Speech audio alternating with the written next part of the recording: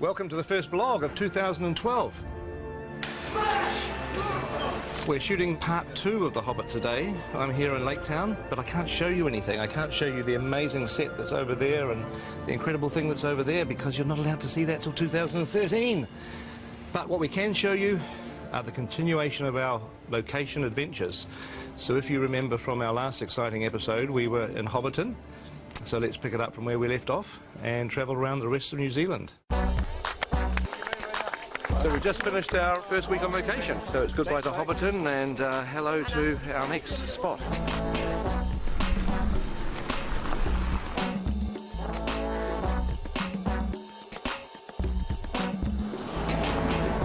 Here is the weather.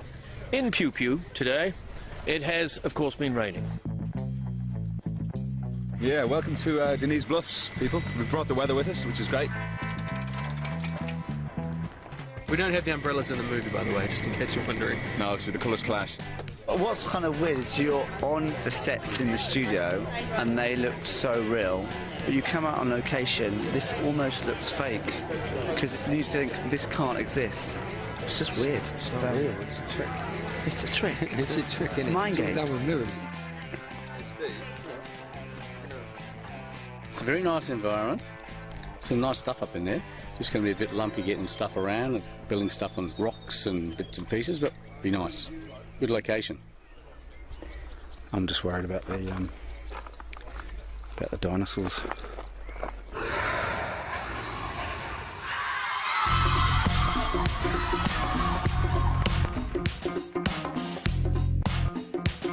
So here we are at the Turoa ski field on the flanks of Mount Ruapehu. This is the second oldest national park in the world.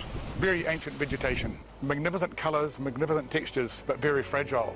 And hence we've gone to exceptional lengths to actually make sure the impact on the site is minimised. So it's about scaffolding, it's about elevated boardwalks to keep people off the vegetation. We built the world's biggest ramp, as far as I'm concerned, to get down to the thing. And everybody sort of walked out to the edge this morning and looked at it and sort of, jaws dropped and went, wow, okay. So that's how we get onto set today. So this is my favourite location. It's beautiful. There's a mountain, there's a waterfall, there's a beautiful view across the valley there. It's one of those sort of archetypal Kiwi places that you think, God, New Zealand has such amazing landscapes.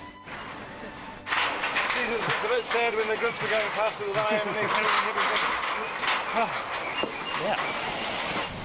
Andy Serkis jumped in the icy cold stream to chase the fish as Gollum about 12 years ago. Just over there.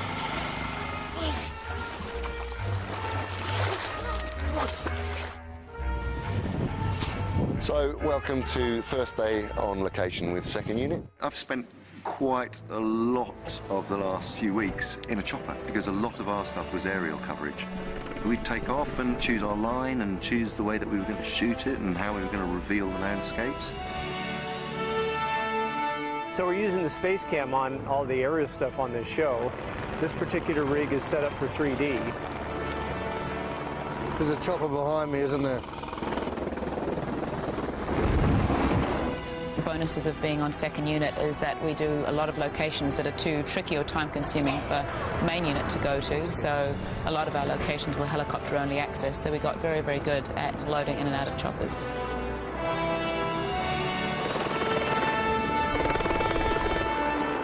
So you've got literally 2 units that are now crisscrossing the country, both the North and South Islands. About halfway through our location shoot, first and second units met up, and it happened to be exactly halfway through the entire shoot, day 127, and we commemorated that with a hoodie, a halfway hoodie. But it's 127 days and it's 2 films. Now, I've got a 133-day Lord of the Rings jumper, which was for 3 films. Yes. So 133 days for 3 films and 127 days for 2 films. Yes, easily explained. How? Well, we're all 10 years older, so we're going a little slower. That's true. One of the challenges was showing PJ what we'd been up to.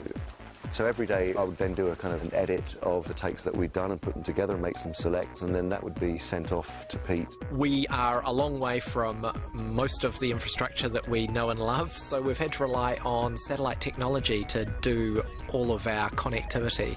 These are the 3 dishes that we're setting up today to provide internet for the crew. We're providing wireless and internet. We've also got a separate setup that's up at the director's tent that's beaming in footage from second unit that basically takes the feed that's coming in from the cameras, compresses it, sends it over the internet all the way through down to Peter's tent. So far we've probably used about 6 kilometres of cable on the job. I'm not sure where it's all gone, but we keep on ordering more of it.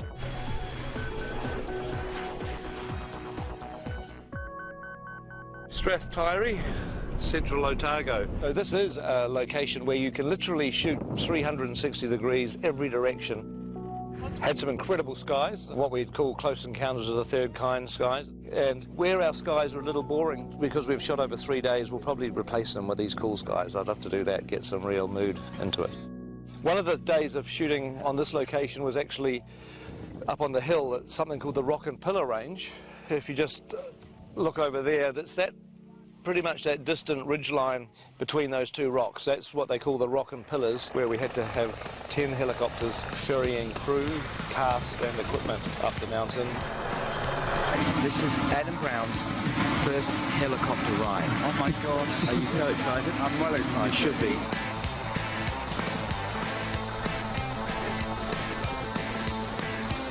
Yes. In! Oh, he's in! He's in! No, no! And action! Amazing! So we're packing up at the end of our location shooting here at Strathtyre and going to Queenstown. Here we are, beautiful Queenstown. We're just at the base of outside the Earnslow Burn, which is the most spectacular shooting location I think we've been to yet.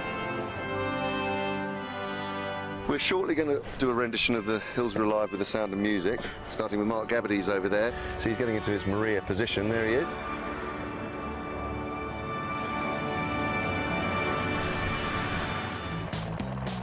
It's snow. I think it was a bad choice.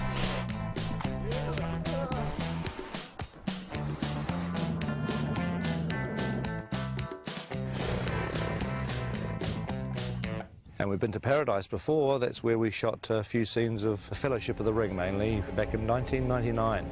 Lothlorien Forest, Boromir's death. The great thing about this job, you get to see beautiful, beautiful places like this. So you don't have to feel sorry for actors that are leaving home for 7.5 weeks. We're very, very well looked after. The catering on this movie has been sensational.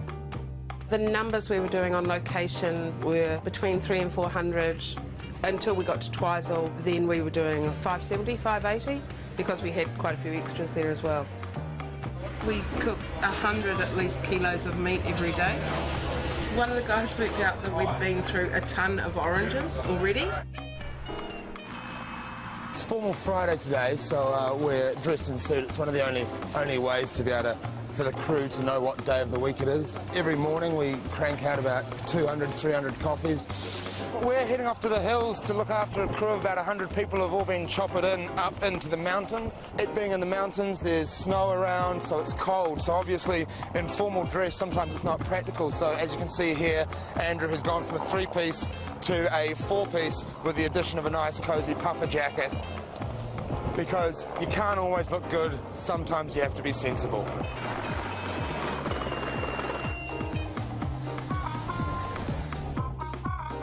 Sometimes you take for granted the scenery in the country where you live, so to come out on the road is really amazing. Good morning. Thank you. I can't believe how nice it is. We're the luckiest short people in the world. We're among the luckiest people. I think it comes into people, not even height restricted. New Zealand looking at its spectacular best, and a lot of very happy actors cavorting around in front of it.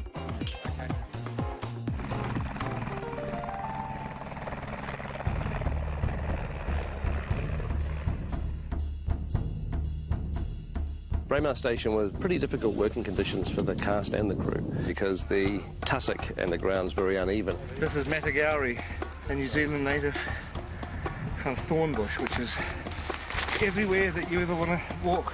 You can't just parade through the tussocks and the rocks and the pebbles without looking. You suddenly realise that being out of doors in Middle-earth can be a difficult business, particularly when there's a pack of orcs or wargs. Dancers with wargs. Heavenly wargs? The boy who cried warg. Aliens versus wargs? I was a teenage warg. Enormous amount of running. Scene 88, I think, is actually going to be a third film. It'll be coming out between the first and the second. It's actually, for the most part, it's easier working inside a studio. But of course, you know, the studio doesn't have the incredible vistas, and that's what we were there for. 8 kilometres from Mount Cook, surrounded by the guys behind me. Unbelievable.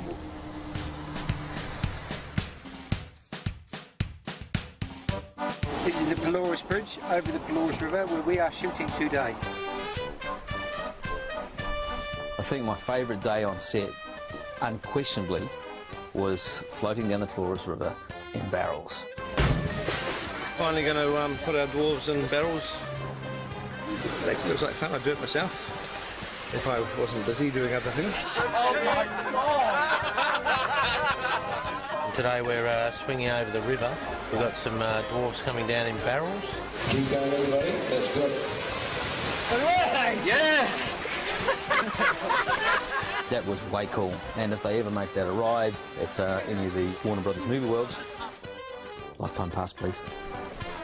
While we were at Pelorus, our location shooting came to a pretty dramatic end because the police arrived and said they were about to issue a severe weather warning. Okay, we need to shoot, please. It's raining. We need to get going. B-marker. And I've never seen a crew pack up their gear so quickly. The very next day, everywhere where we were standing, where our equipment was, our cameras, our actors, the director was under floodwater. It was incredibly dramatic. The rise in the river level was like 20, 30 feet. And that's location. Yes. Done. So that's the end of our location shooting, and we are about to go into our last 100 days, what we're calling Block 3. And look forward to talking to you again very, very soon.